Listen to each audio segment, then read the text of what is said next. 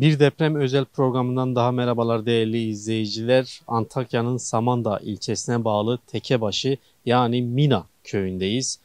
6 Şubat tarihinde gerçekleşen depremin etkili olduğu bölgelerden biriydi Samandağ. Biz de Samandağ programında deprem özel programları kapsamında hem ilçe merkezinde hem de köylerinde programlar yaparak deprem sonrası oluşan tabloyu sizlere aktarmaya çalıştık şu ana kadar. Mina köyünde de depremin etkisi gözle görülür bir şekilde karşımıza çıktı. Bugün Mina köyünde olacağız. Mina köyünde deprem sonrası depremzedelerin yaşadığı sorunları sizlere aktarmaya çalışacağız. Fakat şu an köyün girişinde bulunan yolda ortaya çıkan tablo depremin buraya nasıl etki ettiğini çarpıcı bir şekilde gösteriyor. Kameraman arkadaşım gösterirse yolda deprem sonrası yaşanan çöküntüyü siz de görmüş olacaksınız. Evet, şu an görüyorsunuz değerli izleyiciler. 6 Şubat tarihinde gerçekleşen depremde Mina köyünde bulunan bu köyde bu çöküntü oluştu. Bu aynı zamanda depremin şiddetini çarpıcı bir şekilde gözler önüne seriyor. Gün içerisinde köydeki deprem izlenimlerimize devam edeceğiz. Üstünüze çeker Allah korusun. Geçin bu tarafa.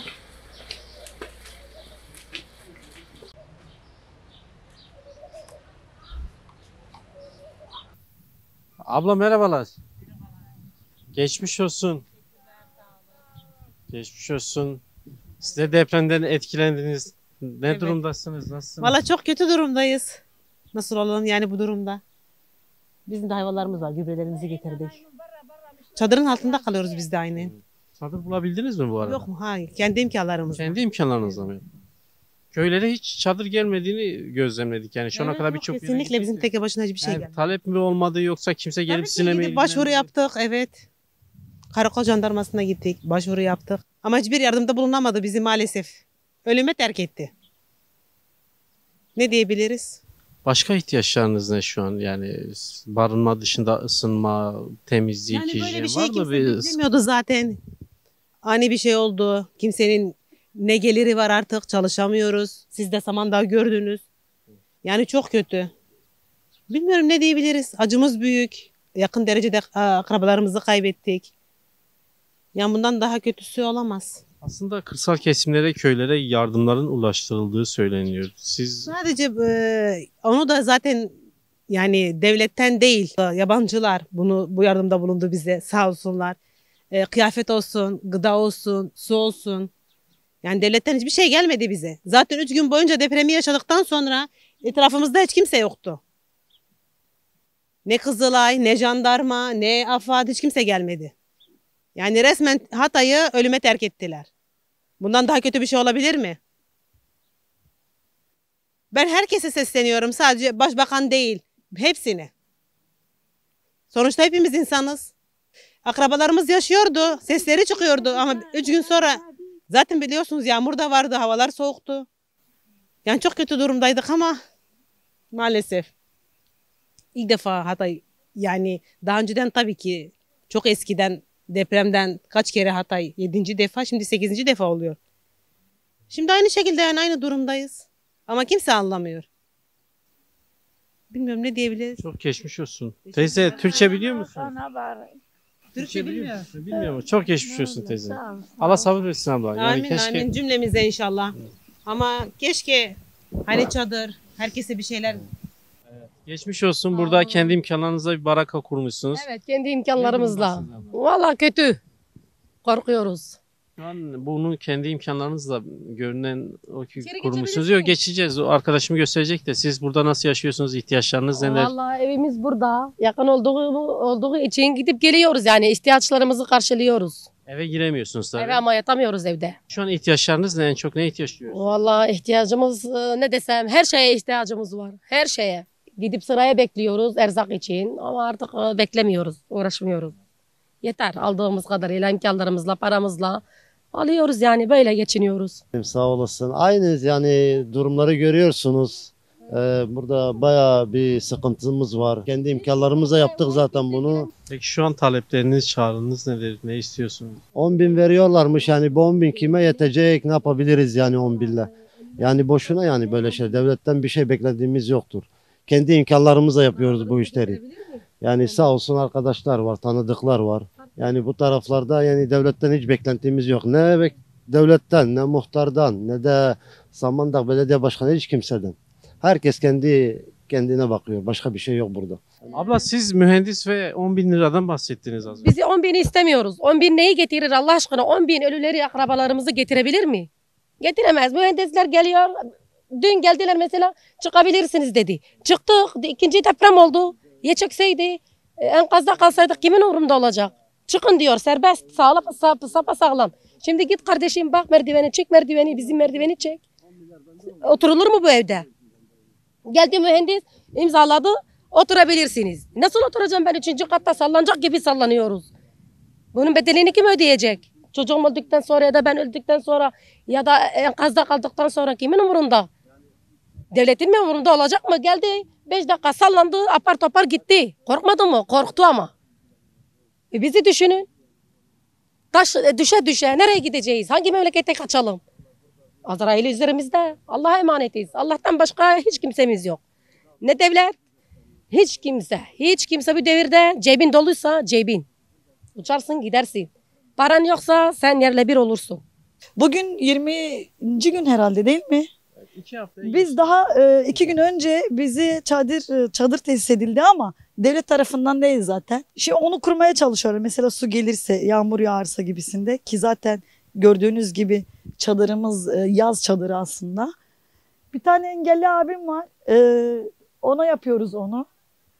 Ve 2 gün önce sadece geldi. Hani korkuyoruz, engelli olduğu için taşınması zor. En son zaten depremde hani nasıl aldık evden.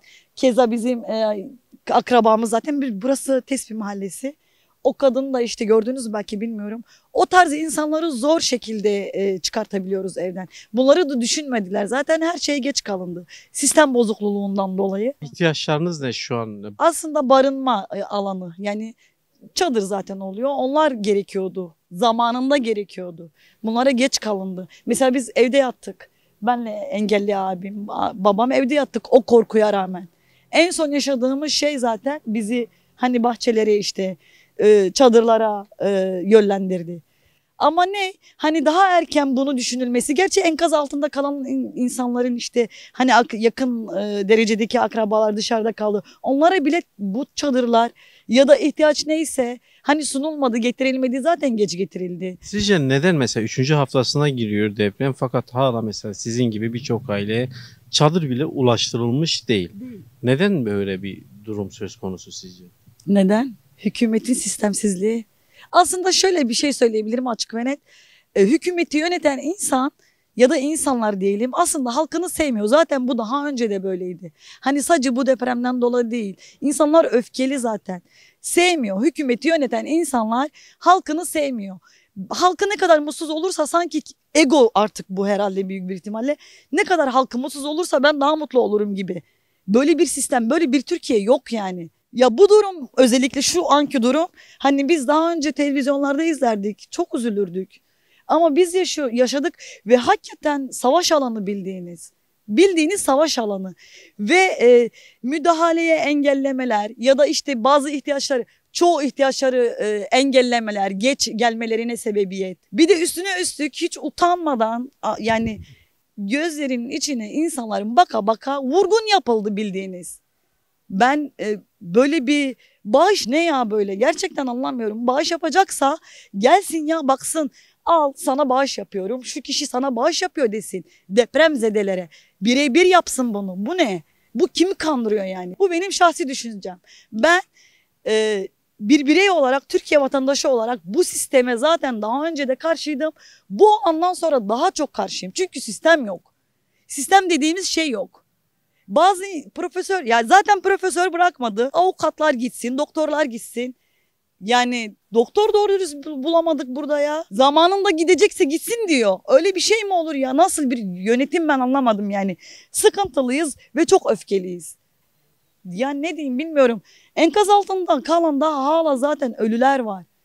Gidiyorlar insanlar, enkazı çıkarmaya çalışıyorlar. Yani biz seyrettik zaten. Yani her şeyi seyrediyorduk. Madenciler diyor ki biz geldik ama bizi beklettiler kaç saat.